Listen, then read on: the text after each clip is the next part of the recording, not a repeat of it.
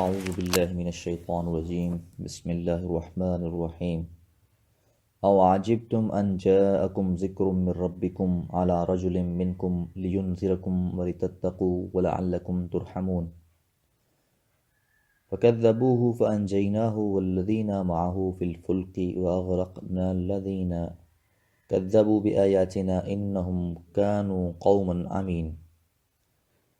کل ہم نے یہ بات جانی سورہ اعراف کی آیات نمبر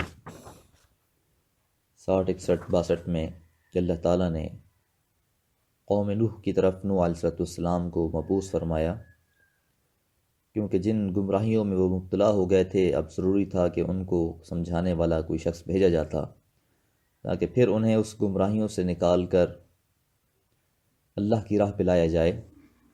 لیکن قوم نے یہی کہا نوح علیہ السلام سے کہ آپ تو ہمیں بڑی واضح گمراہی میں لگ رہے ہیں۔ جواب میں نوح علیہ السلام نے کہا تھا ایسی کوئی بات نہیں، میں گمراہی میں نہیں بلکہ اللہ کی طرف سے رسول ہوں اور اس کے پیغام کو پہنچانے پر مقرر ہوں۔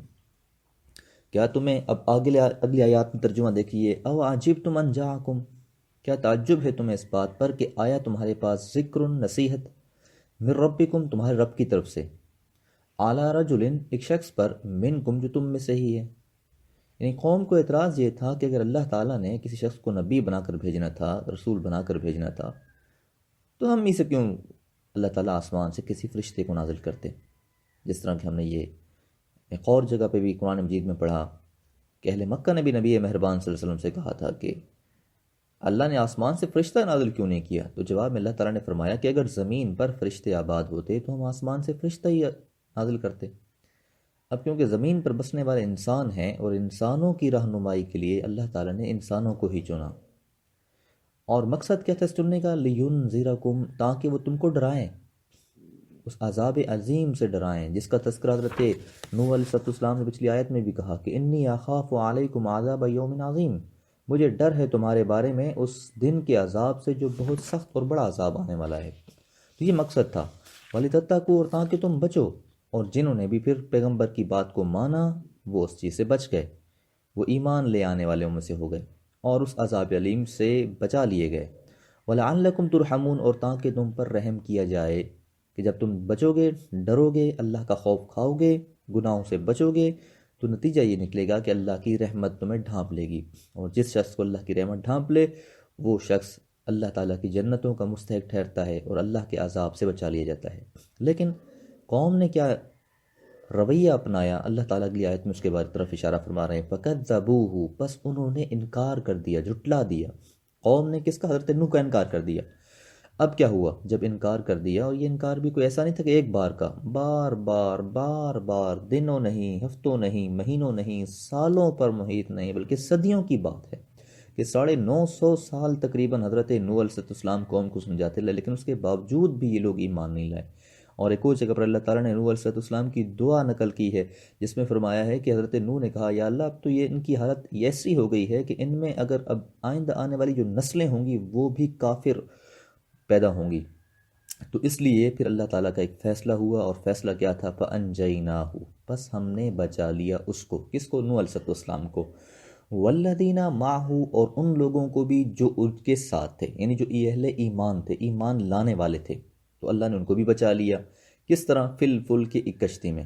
ہوا کچھ یہ کہ اللہ تعالیٰ نے نوح علیہ السلام کو حکم دیا کہ کشتی تیار کرو، وہ کشتی تیار کرنے لگے تو قوم نے ان کا مذاق اڑانا شروع کر دیا کہ لو، اس صحرا میں جہاں پانی پینے کو میسر نہیں ہے، بڑی مشکل سے ملتا ہے، یہ کشتیاں چلائیں گے ریت کے اندر۔ تو بڑی بڑی انہوں نے باتیں کرنا شروع کی۔ تو حضرت نوح علیہ السلام نے فرمایا کہ چند ہی دن ہیں، دیکھنا جس طرح تم آج ہمارا مذاق اڑا رہے ہو پھر ہم تمہارا مذاق اڑا رہے ہوں گے۔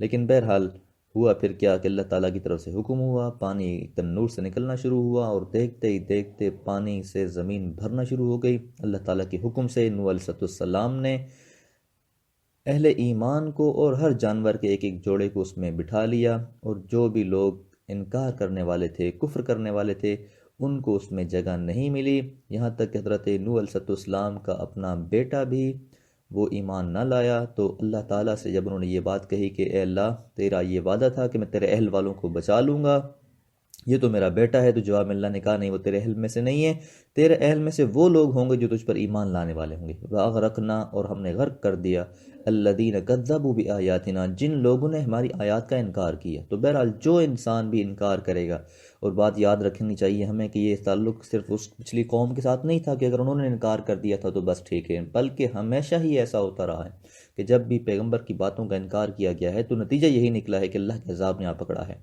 اور پھر اگر ہم بھی اپنے زمانے میں، اپنے اس دور میں ان آیات کو نہیں سمجھیں گے، ان کو نہیں پڑھیں گے، ان سے تعلق نہیں جوڑیں گے، ان سے رشد و ہدایت حاصل نہیں کریں گے، تو نتیجہ یہ نکلے گا کہ ہمیں بھی اللہ کی مختلف جو عذاب ہیں وہ آتے رہیں گے۔